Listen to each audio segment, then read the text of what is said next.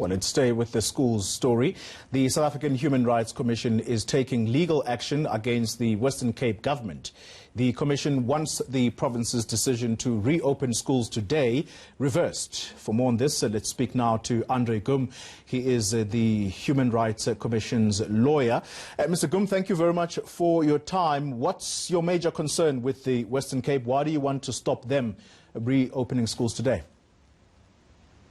Good morning. Yes, after we met with the minister yesterday, she did not have a media conference as contemplated, but at least she issued the statement yesterday evening saying that schools will open for learners in a week's time to give schools the opportunity to get COVID-19 ready.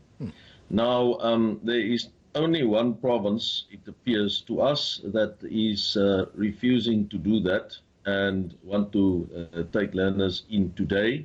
The Constitution is quite clear. Section 9(2) of the Constitution provides for the equal enjoyment of all rights and freedoms, and it prohibits unfair discrimination. And we believe that if we have some schools opening and other schools, presumably those in poor areas, socially and economically deprived areas, not opening, that would indeed be wrong.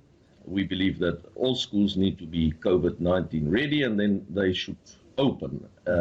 In the alternative arrangements need to be made for learners to make sure that we have equal enjoyment of their rights, or they have equal enjoyment of their right to a basic education. No one should be left behind. Let me ask you this question, and I'm sorry to interrupt you there, but if the Western Cape Department of Schools says that they are ready and based on their assessment, they're happy to reopen today, why try to stop them? Have you done any assessment of their state of readiness? Well, also in the Western Cape, they are not perfectly ready, according to our monitoring and our assessment, and also surveys that have been done. They are about 80% ready, so there is also a substantial number of schools in the Western Cape that are indeed not ready. So the point is that no child should be left behind. We cannot have an unequal situation in South Africa where those children who have actually been sitting at home and did not even have access to e-learning, they are now deprived of education even further, and the other children who actually most probably had access to e-learning and so on would be able to have the full benefit of returning to school. The right to education should be equally enjoyed by all children in our country. I understand that point. You've made it, but the Western Cape could simply come back and say the regulations around the reopening of schools have been gazetted, so they're not necessarily doing anything wrong.